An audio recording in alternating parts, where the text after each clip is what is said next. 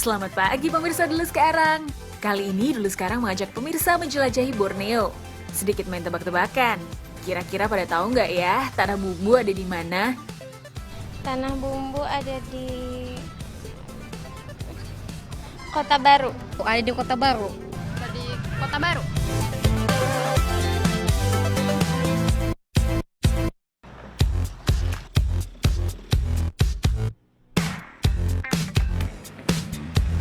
Pemirsa Dulu Sekarang, Kalimantan Selatan ini memang terkenal dengan Pasar Apung, Bekantan, dan juga nih dia ikonnya Jembatan Barito. Tapi selain itu ada juga nih yang unik, tepatnya di Kabupaten Tanah Bumbu. Wah, namanya unik ya. Kira-kira benar nggak ya ada bumbu di sana? Kita cek yuk. Selamat datang di Tanah Bumbu, Kota Bersujud. Setidaknya butuh 6 hingga 7 jam perjalanan darat dari Banjarmasin ke kota ini. Nama Tanah Bumbu sendiri berkaitan erat dengan hasil bumi berupa rempah-rempah yang melimpah.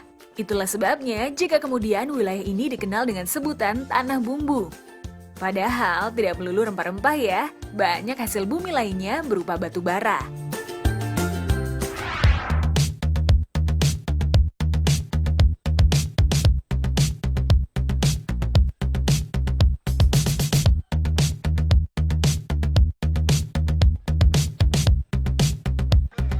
Pemirsa Dulu Sekarang, Tanah Bumbu terkenal banget dengan olahan dari ikan haruan atau gabus.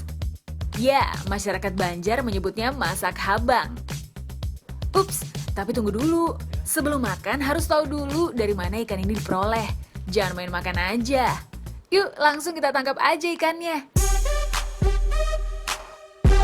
Tingginya permintaan ikan gabus dari penangkapan perairan umum mengakibatkan populasi ikan gabus semakin menurun. Selain itu, menurunnya populasi ikan gabus juga disebabkan rusaknya habitat perkembangbiakannya. Untuk itu, warga di Desa Manurung, Kusan Hilir, Kabupaten Tanah Bumbu ini mulai melakukan budidaya ikan haruan atau gabus.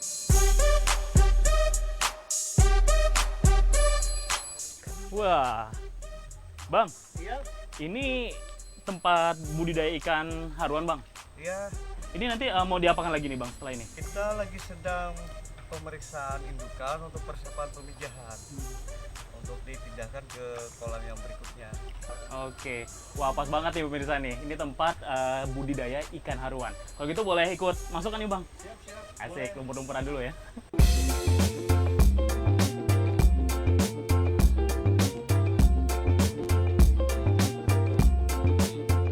Ikan yang memiliki nama latin Canas striata ini adalah jenis makhluk karnivora yang hidup di habitat air tawar dan memiliki potensi yang cukup tinggi jika dilihat dari sudut gizi. Makanya, permintaan terhadap ikan yang tergolong ke dalam jenis ikan predator ini sangat tinggi. Ya, sulit bukan berarti mustahil ya. Kalimat ini cocok banget untuk budidaya ikan gabus yang dikenal sebagai ikan yang hidup bebas di rawa atau sungai dan sangat sulit dibudidayakan. Namun tidak bagi warga di Desa Manurung, Kusan Hilir ini. Berkat keuletan kelompok warga, ternyata bisa loh membuahkan hasil yang memuaskan. Usaha budidaya ikan gabus ini pun kini menjadi usaha yang menjanjikan. Bang, ini kalau untuk masa, kan tadi pemijahan nih, dari mulai anakan, sampai masa panen itu berapa lama Bang? Kalau biasanya itu 0 bulan sampai 6 bulan. Kalau untuk usia seperti ini dengan komposisi pakan yang akurat, yang kontinu, itu rata-rata 1 on sampai 2 on untuk masa panen 6 bulan. Ya, dengan memanfaatkan lahan yang berada di areal rumah, warga melakukan pembudidayaan ikan gabus mulai dari pembenihan hingga siap untuk dikonsumsi. Memang tidak mudah ya melakukan budidaya ikan yang dianggap liar ini. Pasalnya, ikan gabus dikenal sebagai ikan yang bisa melompat setinggi kurang lebih 3 meter dari pematang ke pematang. Bahkan, ikan ini bisa hidup di daerah yang minim air. Ini dia pemirsa, ikan gabus atau juga ikan haruan. Nah, dulu ikan ini sebenarnya adalah ikan liar. Tapi karena populasinya atau habitatnya sudah mulai langka, makanya masyarakat Kalimantan Selatan, khususnya Tanah Bumbu ini, mulai membudidayakan ikan ini agar tetap banyak ya. Nih, ini dia. Lanjut Bang. Dari hasil pembenihan hingga ikan gabus siap dikonsumsi membutuhkan waktu 6 hingga 7 bulan, sedangkan untuk perawatannya sangat sederhana, yakni memberikan makan sisa-sisa makanan yang sudah difermentasi. Hasil dari budidaya ikan gabus sangat menjanjikan. Biasanya untuk menyuplai kebutuhan rumah makan atau warung-warung dan pasar tradisional.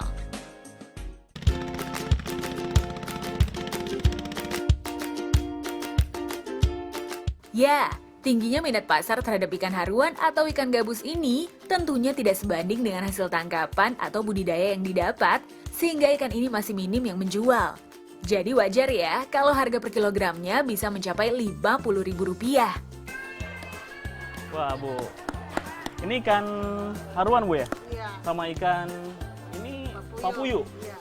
Berapaan kalau sekilo ini, Bu? Itu 40, 40? 50. 50? Wah. Nah, ini dia pemirsa, ikan gabus. Tadi kalau orang Kalimantan nyebutnya ini adalah ikan haruan. Nah, satu lagi nih ikan papuyu. Nih, kedua jenis ikan ini sudah mulai langka ya, jadi wajar harganya sangat tinggi. Tadi saat saya masuk dari sana, itu hanya beberapa kios saja yang menjual kedua jenis ikan ini. Ini bisa sekilo saya beli. Tapi yang jelas, meskipun harganya tinggi, tidak mengurangi minat beli warga ya terhadap ikan haruan ini.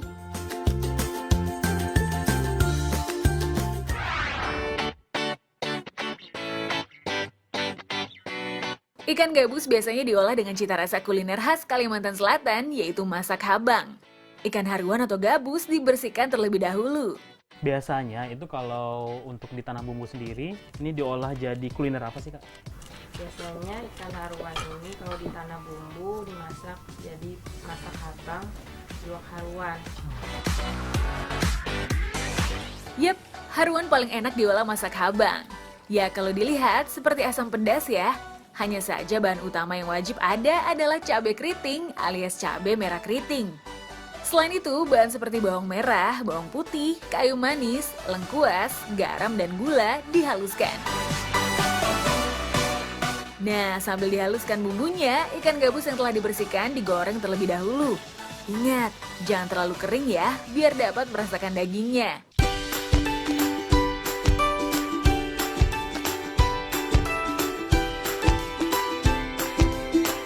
Tahap selanjutnya, bahan yang telah dihaluskan ditumis hingga matang, lalu masukkan ikan gabus yang telah digoreng.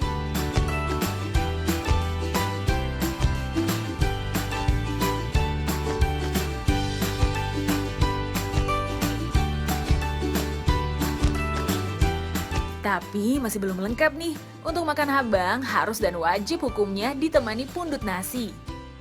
Prosesnya gampang kok, yang penting harus teliti terutama saat memasukkan santan yang telah terisi beras di dalam daun pisang yang telah dibentuk ini. Salah-salah masuk, santan bisa bocor. Nah, setelah semuanya terisi, saatnya dikukus. Kukus hingga 2 jam.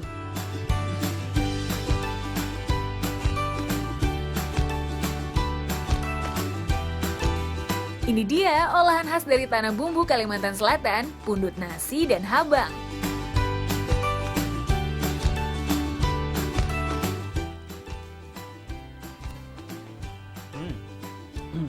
Ini dia pemirsa dulu sekarang, makanan khas dari tanah bumbu, pundut nasi. Pundut ini artinya nih dia bungkusan daun pisang.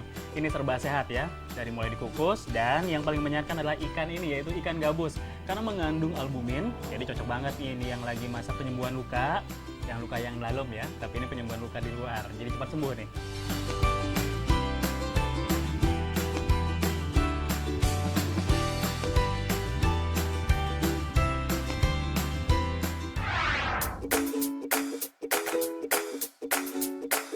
Nah, ini dia gua yang menyimpan cerita sejarah sebagai tempat pemukiman manusia purba sejak 3000 tahun sebelum Masehi.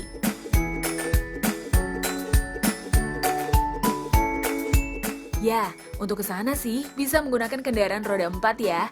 Tapi bagi yang ingin merasakan sensasi yang berbeda sambil menikmati panorama alamnya, bisa juga nih menggunakan kendaraan roda 2. Halo Bang. Wah, ini sedang ngumpul apa nih Bang? Oh, kita mau touring. Mau touring? Kemana nih? Kebetulan mau ke Golembang. Woi. Kebetulan nih kalau kayak gitu. Kita juga nih lagi pengen cari tahu tentang Gueleng Bangkai. Kalau gitu boleh ikut? Oh, boleh. Asik, langsung ya. Gue langsung ke sana ya.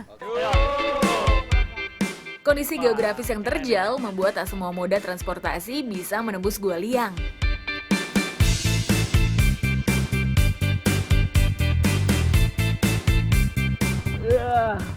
Ya pemirsa dulu sekarang, mumpung cuaca cerah, nih saatnya untuk mengeksplor tanah bumbu, tepatnya di Goa Liang Bangkai. Nih, tim-timnya udah pada siap semua. Siap Bang ya? Siap, Kemon ya.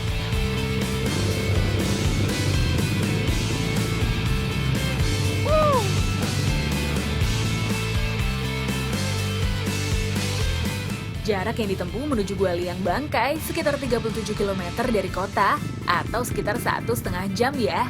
Tapi nggak rugi kok, sepanjang perjalanan mata kita dimanjakan dengan keindahan alam yang terbentang di desa Mentewe.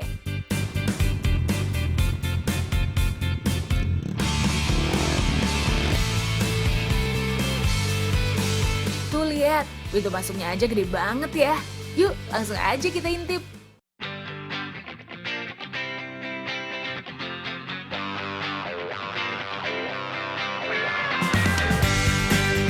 Pemirsa dulu sekarang, Goa Liang Bangkai ini terletak di Gunung Liang Bangkai yang memiliki beberapa goa.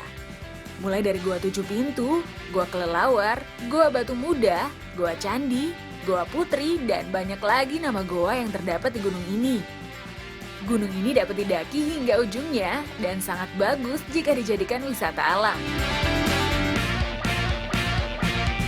Nah, biasanya goa identik dengan gelap dan seram. Tapi berbeda ya dengan goa yang satu ini. Meski namanya Goa Liang Bangkai, tapi tenang aja, gak ada bangkainya kok. Hanya aroma dari kelelawar saja yang mengesankan bau bangkai, ditambah lagi adanya kelap-kelip cahaya lampu berwarna-warni saat masuk ke dalam. Gimana gak serem kan? Uniknya lagi, di bagian dinding gua terdapat gambar atau lukisan berupa hewan yang dilukis berwarna hitam. Lukisan ini sedang dilakukan penelitian oleh arkeolog untuk mengetahui asal-usul sejarahnya. Selain lukisan, ada juga batu berbentuk naga. Memang ya, setiap gua memiliki keunikan masing-masing. Tempat yang terbentuk akibat peristiwa alam ribuan tahun lalu ini banyak menyimpan misteri.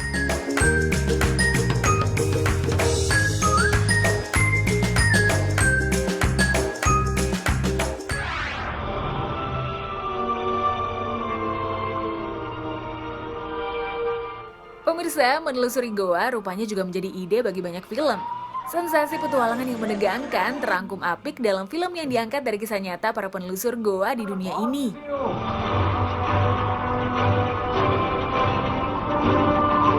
Penelitian Gua Esa ala di pedalaman Papua Nugini yang dilakukan sejumlah peneliti tidak semulus yang diperkirakan. Rintangan cuaca seperti hujan dan angin kencang membuat sekelompok ini harus masuk lebih dalam lagi untuk berteduh.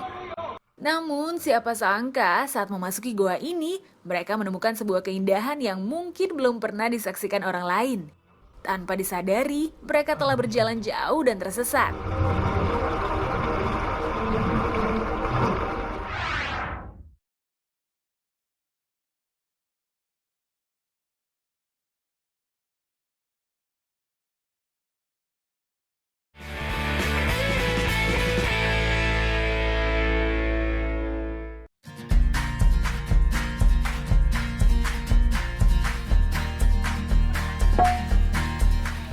Wah, Bu, ini sedang bikin apa nih Bu?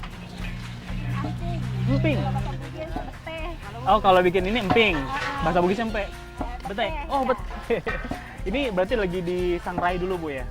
Oh, kalau gitu saya boleh bantu nggak nih? Boleh ya? Wah, ini langsung.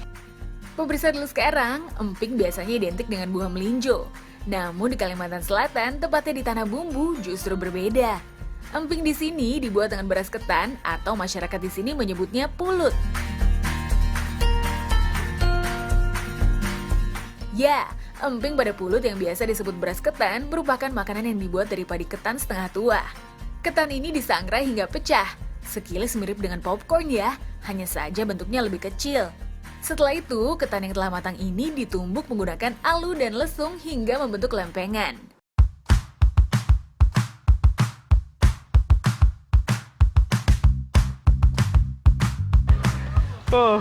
Berat juga pemirsa. Ini proses penumbukan untuk membuat emping atau juga mabete nih. Tapi untuk prosesnya unik sedikit nih. Ini kalau untuk menumbuk yang di bawah, untuk membalikannya harus janjian dulu. Salah-salah, nih kehimpit namanya lesung ini. Berat banget.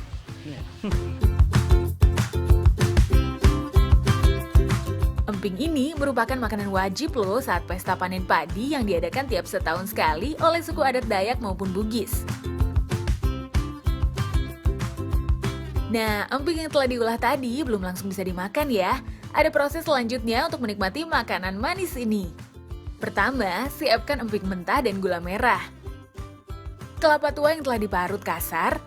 Lalu, lelehkan gula merah dengan air panas. Kemudian siram pada emping, aduk hingga rata.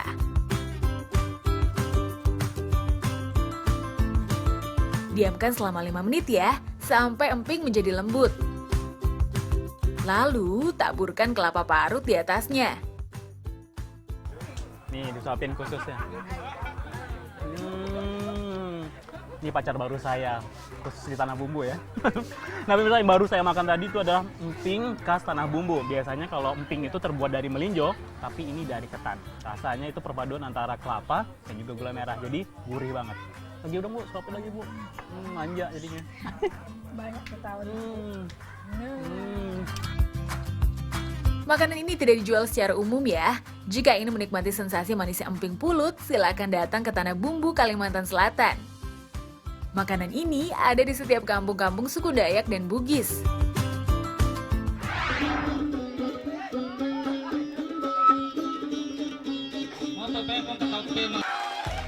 Jika beruntung, pemirsa punya kesempatan melihat permainan yang khas banget. Ini dia golf ala Tanah Bumbu, Balogo. Biasanya golf menggunakan stik panjang, tapi kalau Balogo stiknya lebih rendah dan terbuat dari bambu. Hanya saja cara bermainnya sekilas mirip banget permainan golf ya. Saking serunya, rupanya permainan Balogo ini tak hanya dilakukan oleh anak-anak. Banyak remaja hingga orang tua turut bermain Balogo memeriahkan suasana.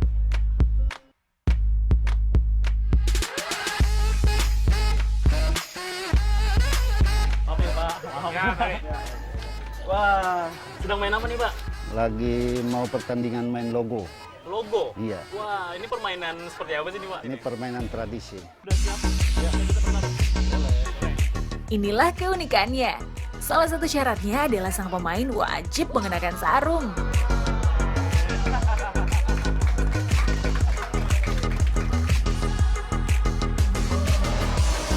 Ya, nama Balogo diambil dari kata logo, yaitu bermain dengan menggunakan alat logo. Logo terbuat dari bahan tempurung kelapa dengan ukuran garis tengah sekitar 5-7 cm dan tebal antara 1 hingga 2 cm. Dan kebanyakan dibuat berlapis dua yang direkatkan dengan bahan aspal atau dempul supaya berat dan kuat. Sedangkan bentuk logo bermacam-macam ya.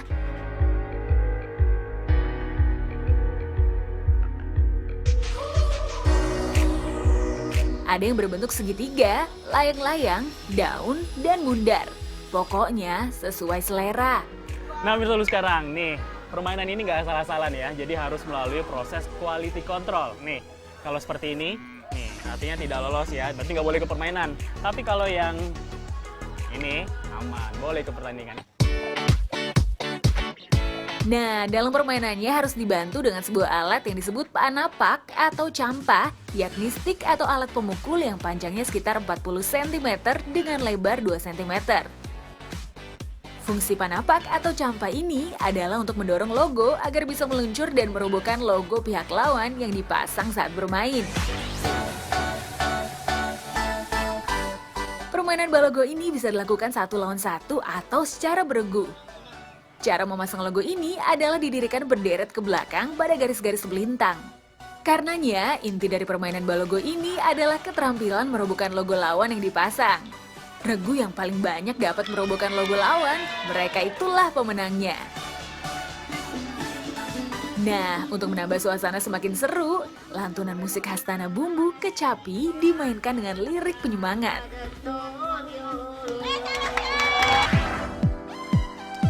Sampai di sini dulu ya jelajah Tanah Bumbunya. Semoga informasi yang dihadirkan tadi bermanfaat. Tetap saksikan terus dulu sekarang setiap Senin hingga Jumat pukul 10 pagi hanya di Trans 7.